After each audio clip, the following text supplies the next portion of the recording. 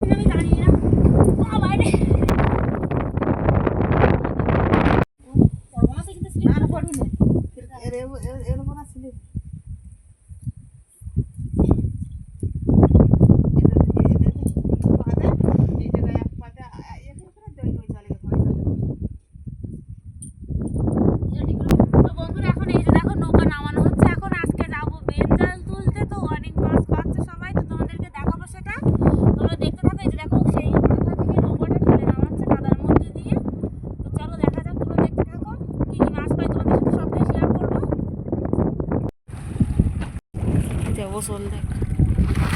তো বন্ধুরা এই যে দেখো মাছ, এই যে মাছ তুলছে এখন নদীর জল থেকে মাছ দেখো। তো বন্ধুরা এই যে দেখো এক বস্তা মাছ পেয়েছি আজকে। তো এই দিদিদের নৌকা, দিদিদের সাথে আমি এসেছিলাম। এটা হচ্ছে বেন জালের মাছ, তোমরা অনেকেই জেনে থাকবে যে বেন জাল কোনটাকে বলে। তো এই যে দেখো নদীর বাগের সুন্দরবনের মরিচঝাপির জঙ্গল, তো মরিচঝাপির জঙ্গলের পাশে এই যে জালগুলো দেওয়া হয়।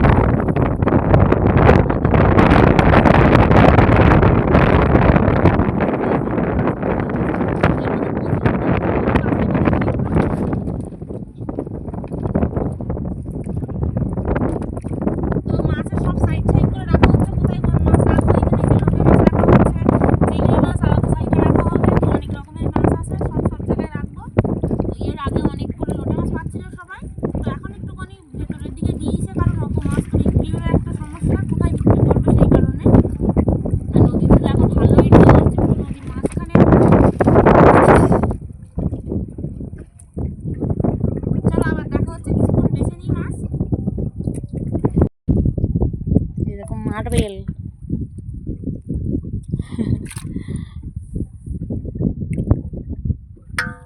এই যে মাছ এখানে অনেকটা বাছা হয়েছে, আর এই যে খানিক।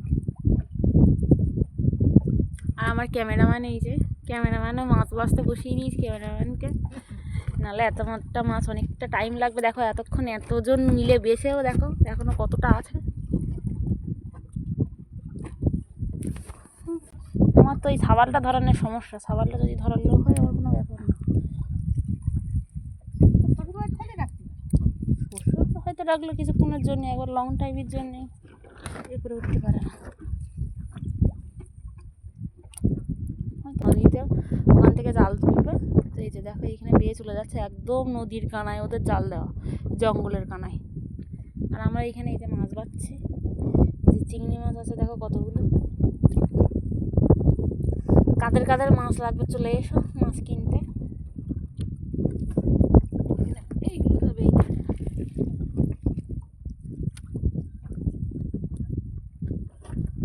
এইখানে বড় সাইজগুলো, আর এখানে একদম ছোট মিডিয়াম সব এই ধারে, কিন্তু সবাই বাচ্চা এখানে।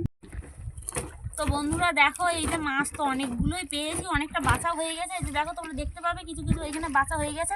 আর এই যে কিছু আনছি এখন এখান থেকে, এইবারটা নিয়ে আনতে দুটো ছোটোটা দেখলাম তাহলে ভালো হতে পারে।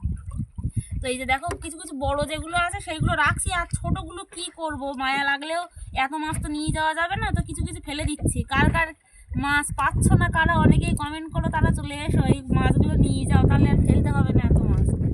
এই যে দেখো এই যে ছোটো সাইজগুলো এগুলো ফেলে দিতে হচ্ছে, কারণ এগুলো নরম মাছ। তো এই যে দেখো এটা ফেলবো না,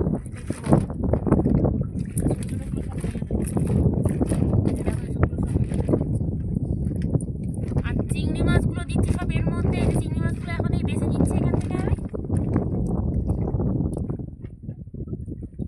এই যে দেখো চিংড়ি মাছগুলো সব এতে, আর এতে আছে এই যে বড় মাছগুলো কিছু।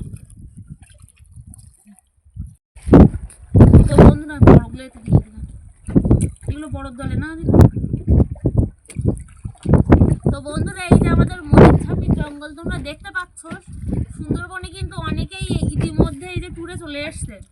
আর এই সময়টা না মাছের একটু দাম হয় বেশি, কারণ শীতকালে আমাদের এই যে সুন্দরবনে পর্যটক কেন্দ্র মানে বিশালভাবে এটা সবাই জানে যে সুন্দরবনে এটা ভালোই একটা পর্যটক কেন্দ্র। তো সেই কারণে মাছের দাম হয়, কিন্তু এতটাই বাড়ছে মাছ সবাই যে দামটা কিছু কমিয়ে গিয়েছে। কারণ কুইন্টাল 1.5 কুইন্টাল, এই যে দিদির কাছে আমি গল্প শুনলাম এসে বলে নাকি মাছ এসে বড়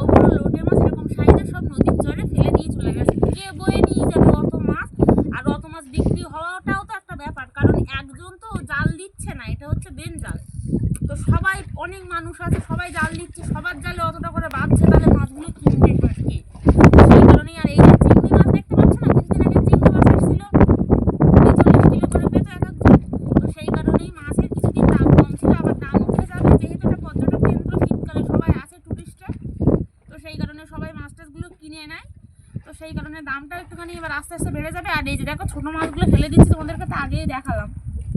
আর আমাদের এই যে সুন্দরবনের জঙ্গল যত ভালো তত কিন্তু খারাপ। মানে ওখানে যে যাবে ফিরে আসে সবাই অনেকেই মানে ভালোভাবে তারা দেখে শুনে 3-4 জন যারা যায় তাদের কোনো অসুবিধা হয় না। কিন্তু যারা খুব একটা ওভার কনফিডেন্স নিয়ে যায়, এবার কার ভাগ্যে কখন যে লেখা আছে সেটা তো বলা যায় না। আর কিছুদিন আগে জানো তো কিছু বাংলাদেশ থেকে লোক পার হয়ে আমাদের এই জঙ্গলে এই জঙ্গলে কি দেখছো?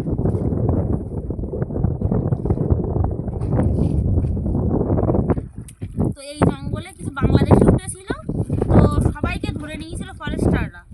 আর কিছুজন জঙ্গলের মধ্যে ঘুরে বেড়াচ্ছিল, তো তারা অনেক দিন পর তাদেরকেও পেয়েছে। জঙ্গলের মধ্যে খাওয়া পাবে কোথায়, থাকবেও কী করে? তো তারা হতে পারে কোনো ভালো লোক বা কেউ হতে পারে কোনো ডাকাত, কোনো মাওবাদী, সেটা তো সবাই জানতে পারবে না। তো সেই কারণেই কিছুদিন বিশাল কড়াকড় ছিল ফরেস্টার বোর্ড দিয়ে। আর এই যে দেখো নদীর মাঝখানে, এটা যখন আমি বর্ষার সময় একবার এসছি এই বেঞ্জালে, যারা আমার নতুন ভিউয়ার্স তারা জানবে না, যারা পুরনো ভিউয়ার্স তারা যদি থেকে থাকো কেউ তারা জানতে পারবে। তো এসে প্রচণ্ড পরিমাণে ঝড়ের পাল্লায় পড়েছিলাম আমি, পুরো এমন হয় নৌকা ডুবে যায়। তো আমি বলি বাবা আমি সাবা দিয়ে চলে গেছিলাম, আমি আর আসবো না। তো এই দিদিরাই শীতকালে নৌকা বড় করেছে, অনেকটাই বড় নৌকা এটা। আর এখন তো শীতকালে নদী শান্ত থাকে, বৃষ্টির সময় হচ্ছে নদী পাগল হয়ে যায়, তখন মানে ঝড় তুফান তখন এতই হয় যে নদী পুরো পাগলা হয়ে যায়। তো সেই কারণেই বৃষ্টির সময় আমি আর আসিনি। দিদি বলেছিল তো ছেলে আছে একটা, আমি আর নিয়েই যাবো না তোকে এখন শীতকাল না হলে। আর আমিও আসতাম না, কারণ আমিও খুব ভয় পেয়েছিলাম সেদিন। এখন শীতকালে দেখছি নদীটা একটু শান্ত আছে, একটুখানি বেশি বেশি মাছ পাচ্ছে। আর ওর বাবা আজকে মেন কথা বাড়ি আছে, নাহলে আমার ছেলেকে রেখে এতক্ষণ তো আসা আমার পক্ষে সম্ভব না। তো সেই কারণেই ওর বাবা বাড়ি আছে বলে আমি আজকে এসছি। তো দেখো দুটো একটা মাছ না, এতে দেখো কত বড় বড় সাইজের। তো ওই সোনুকে ওই জন্য ওর বাবার কাছে রেখে আমি আজকে বললাম যাই আজকে একটুখানি দেখিয়ে আসি বন্ধুদেরকে, অনেকেই মাছের ভিডিও দেখতে ভালোবাসো। তো এখন এই মাছ এটা কোনো ব্যাপার না, তার মানে ভাবো যে কুইন্টাল মাছ, মানে পুরো মুখের কথা না। আর দেখো এই মাছগুলো এখনও ফেলে দিচ্ছি, যেগুলো ছোটো, কারণ ছোটো নেওয়ার কেউ হবে না। তো দিদিকে বললাম কেন ফেলবো, আমি নিয়ে যাবো। বলছে তুই এর থেকেই নিয়ে যাস, কারণ এত মাছ কে কিনবে? তো কিনবে ঠিক, কিন্তু দামটা একটু কম পাবে এই আর কি। আর ওর বাবার আজকে জাল দিইনি, সকালবেলায় এসে কুয়াশার জন্য নদীর কোনো কুল কিনারা খুঁজে পাইনি, 2 ঘন্টা ধরে নদীর মাঝখানে ঘুরপাক খেয়ে বাড়ি চলে গেছে। মানে ভাবো কি পাগল। আজকে সকালবেলা প্রচণ্ড কুয়াশা পড়েছিল। কি হলো? মাছ মুখে করে হাত দেয়, কিছু হয়নি, এরকম মাঝে মাঝে ব্লাড হয়েছে। আর দেখা যাচ্ছে না ঠিকঠাক এরকম। তো এই হচ্ছে ব্যাপার। হ্যাঁ, যে কথাটা বলছিলাম মানে আমাদের এই সুন্দরবনের জঙ্গল নিয়ে, তো এই জঙ্গল কিন্তু আগে এতটা ভয়ানক ছিল না। আমি শুনেছি আমার বরের মুখ দিয়ে, আমার বাড়িও এইখানে, কিন্তু সেইভাবে কোনোদিন আমি নদীতে আসিনি, বা আমাদের বাড়িটা একটু ভেতরের দিকে, ওইখান থেকে কেউ আসতো না। এবার আমি শুনেছি ওর কাছ থেকে যে এই নদীর মধ্যে, এই নদীর কানায়, জঙ্গলের কানায় গিয়ে ওরা নাকি বল খেলতে আসতো সব বন্ধু বান্ধব সবাই মিলে। তার মানে ভাবো তখন কতটা নিরাপত্তা ছিল। কিন্তু যত দিন গেছে না, মানে বাঘের উপদ্রব প্রচণ্ড পরিমাণে বেড়েছে। আর জঙ্গল সুরক্ষার জন্য ফরেস্ট ডিপার্টমেন্ট থেকে অনেক মানে ছেড়েছে মানে বাঘকে, সেই কারণেই এখন লোক যেতে খুব ভয় পায়। যারা 3-4 জন ছাড়া কেউ এখন তো যায় না। আর জঙ্গলে গেলেই অ্যাক্সিডেন্টের খবর আগে প্রচুর শোনা যেত, এখন একটু মানুষ কমিয়ে দিয়েছে যাওয়া। না হলে আমরা যখন এখানে লকডাউনের কথা বলছি, 2021 সালের 21-22 সালের কথা, তখন মানে প্রায় সময় শোনা যেত একজন না একজন জঙ্গলে অ্যাক্সিডেন্ট হয়েছে। তো এখন সেই হারে একটু কমেছে, কারণ মানুষের তো জীবিকা, আমাদের এই সুন্দরবনের মানুষের বেশিরভাগ মানুষের তো জীবিকা মাছ নিয়ে, বলো সেই মানে জীবিকা যদি নির্বাহ না করতে পারে সবাই সবার সংসারটা কীভাবে চালাবে? তো যাই হোক, সবাই নিজেদের সেফটি নিয়েই যায়। আর বাইরে বা কত বউ বাচ্চা রেখে সারা জীবন কি বাইরে খাটা সম্ভব, তোমরাই বলো? তো যাই হোক, এখন আপাতত একটুখানি কম আছে, সবাই যাচ্ছে একটু শান্তি মতো। আর হচ্ছে জঙ্গলের মধ্যে কোনোদিন আমি যাইনি, আর আমার যাওয়ার সাহসও কোনোদিন হবে না। আর হয়তো জঙ্গলের মধ্যে ভিডিও করার নিষেধ আছে, আমি তাও জানি না আছে কি কেউ করে জঙ্গলের ভিডিও। এই পারে অনেকেই ভিডিও করে, কিন্তু ওই পারের ভিডিও আমি জানি না, বলতে পারবো না। আর এটা হচ্ছে সেই মরিচঝাপির জঙ্গল, নাম করে মরিচঝাপির জঙ্গল। আশা করি সবাই জানো যে বাঘের দেশ, এটা বাঘের রাজ্য। আর দেখো পেছনে অনেক নৌকা এখন আসতে, সবাই জাল তুলতে যাবে। দেখো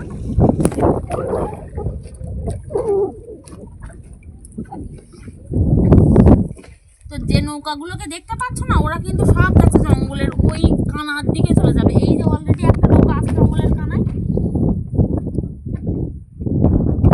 তো ওই কানায় সবাই চলে যাবে। আর দিদিরা অতটা ভেতরের দিকে যায় না, 2 জন আসে, ওরা ওই জন্য আর অত রিস্ক নিয়ে যায় না। তো মানুষের জীবন আগে, পরের রিস্ক। আর যদিও নদী শান্ত থাকে, কিন্তু কি আর করা। তো যাই হোক, এখন চলে এই যে মাছগুলো কিছু বেছে নিয়েছি। এখানে দেখো পুরো এক গামলা, বাবা এই যে এক গামলা মাছ এইখানে। এখানে কিছু বড় সাইজ, এখানে কিছু চিংড়ি মাছ আছে। দেখি যে মাছগুলো বিক্রম একবার উঠে একটুখানি ঘুরিয়ে।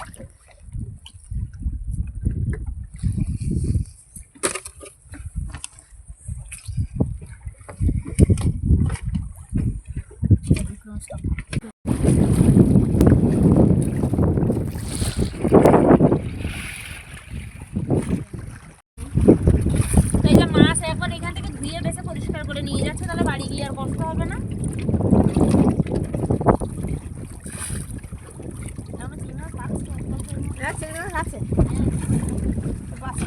নাও ধরো।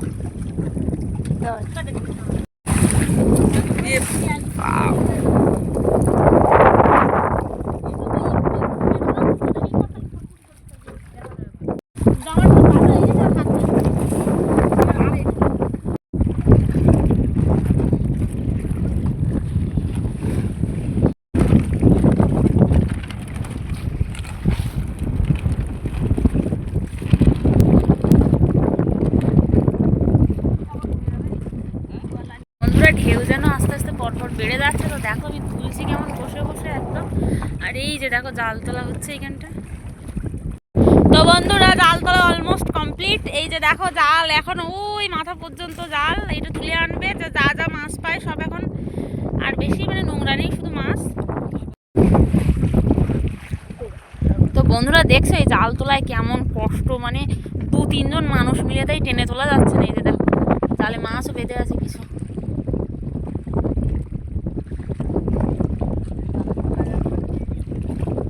হ্যাঁ, এই জালের তলায় বিক্রম যদি একবার ঢুকে গেছিস, তার বের করা তার জীবন শেষ। হ্যাঁ, কোনোভাবে বের করার রাস্তা হবে না, না দিদি?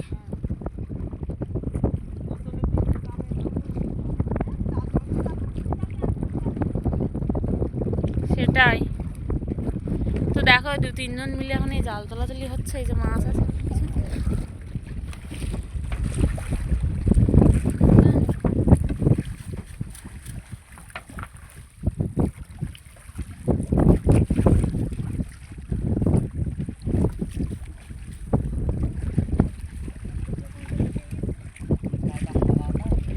হ্যাঁ হ্যাঁ, তুফান হচ্ছে দেখ নদীতে কেমন, পুরো একদম নৌকা তুলিয়ে দিচ্ছে।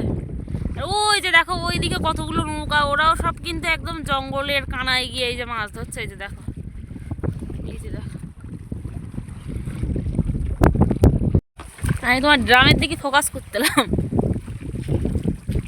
এই যে দেখো মাছ, দেখো মাছ সব ঝেড়ে ঝেড়ে। তো বন্ধুরা এই যে দেখো আরেকটা ওসল তুললো এইখানে।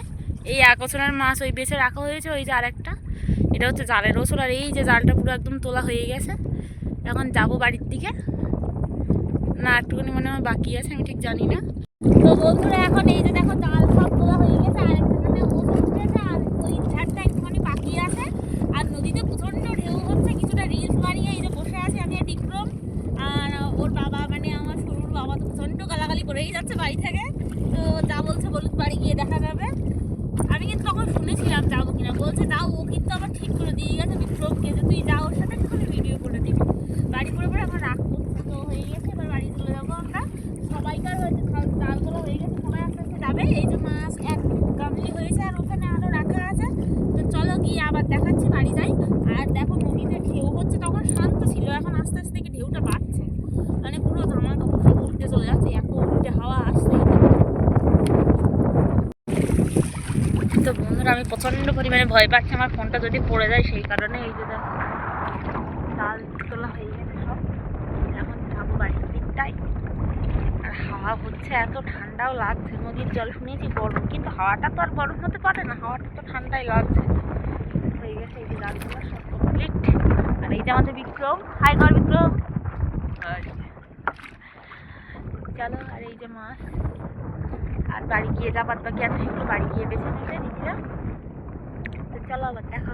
এই যে দিদি এখানে জল তুলে দিচ্ছে। তো নদীতে এসে আমি কিন্তু, আমার বাড়িও সুন্দরবন, কিন্তু জীবনে নদীতে আমি আসেনি, মানে নদীতে জীবনে আসা বলা ভুল, মানে কেমন এসছি বলো তো, বোটে করে। আগে তো এত গাড়ির ব্যবস্থা ছিল না, বোট ছিল, তো বোটে করে গিয়েছি কোথাও, এসছি অল্প কিছু টাইমের জন্য। কিন্তু এই বিয়ের পর মাছ মারা থেকে বলো, মানে মাছ মারতে আসা থেকে বলো, পুরোটাই কিন্তু তোমাদের জন্য, তোমাদের এন্টারটেনমেন্টের জন্য। তো তোমরা যদি একটুখানি বেশি বেশি করে ভিডিওটা না শেয়ার করে দাও কী করে হয় বলো? এতটা রিস্ক নিয়ে এসছি তোমাদেরকে ভিডিওটা আমি শেয়ার করার জন্য। আর নদীর মাঝখানে কোনো দিন আসেনি তো, মানে প্রচণ্ড ভয় লাগে অনেক দিন। আর মাঝে তো খুব আসতাম, মানে এরা কিছুদিন আগে ওর বাবার সাথে আসতাম ওখানে জাল টাল টানা দিতে, তো আমার প্রচণ্ড ভয় লাগতো। তো আমি বলছি তোর সঙ্গে যাবোই না, আর যা হবে হবে, দেখা যাবে। তো এখন মাছ পাচ্ছে, ভাবলাম বন্ধুদেরকে একটুখানি দেখিয়ে দিই। তো বন্ধুরা তোমরা কিন্তু ভিডিওটা একটুখানি বেশি বেশি করে শেয়ার করে দিও। আর দেখো এত বড় নৌকা জায়গা নেই, পুরো জালটা ভরে গেছে, কারণ এটা বেনজাল যারা পাতে তারা হয়তো জানে। জানি না আমার ভিডিও কেউ সুন্দরবন থেকে দেখছো কি না, বা কেউ বেনজাল সম্পর্কে কিছু জানো কি না সেটাও আমি জানি না। আর এই যে মাছ টাছগুলো তো সবই বাসা হয়ে গেছে, তোমাদেরকে দেখালাম। আর আমাদের বাড়িটা দেখাচ্ছি তোমাদের, তারা বাড়ি দেখাতে পারবো না, মানে আমাদের বাড়ি কোন পারে, এই যে পেছন দিকে জঙ্গলটা দেখতে পাচ্ছ ওইখানটায় মানে আমাদের বাড়ি, ওইখান থেকে উঠে যেতে হবে।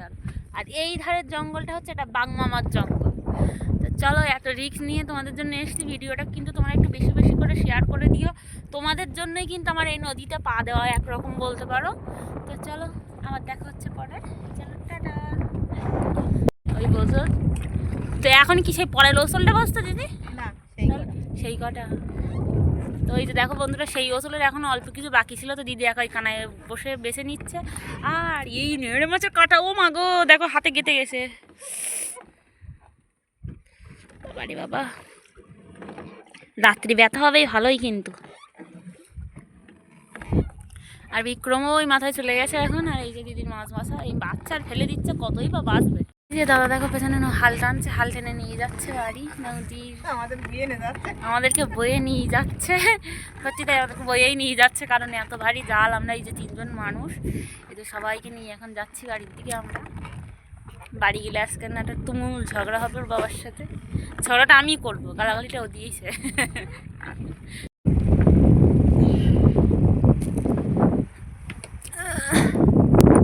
তো বন্ধুরা চলে এসছে, এই যে আমাদের গন্তব্যে। এবার নেমে চলে যাই টুকটুক করে সবাই। কি হলো, ঝাড় সাইটে কেন জলদি? তো বন্ধুরা এবার নামার টাইম এসে গেছে, করে যাবো না তো। তো বন্ধুরা দেখো, এই যে হাঁটু সমান কাদা, এখন যাচ্ছি বাড়ি। তো প্রায় উঠে গেছি নদীর মুখে উঠে গিয়ে তোমাদেরকে দেখাবো। আর দিদির এখনো ওই যে বাবারে যা লেট হচ্ছে, তোদের এখনো হয়নি। বাবারে এই পাকে হাঁটতে বেশি কষ্ট হয়। তো চলো গিয়ে আবার দেখাচ্ছি, বাড়ি যাই। তো বন্ধুরা এই যে দেখো প্রায় চলে এসছি। অবস্থা হচ্ছে এই পুরো হাঁপিয়ে গেছে পাকে, আমার আর দেখার মতো নেই, দম আটকে আসছে। তো একটুখানি কষ্ট হলে না যেন হাঁপ ধরে যায়। চলো উঠে নিয়ে আগে, এগুলো হাত দাও, আর বাবা পুড়ে যাবো কোনে।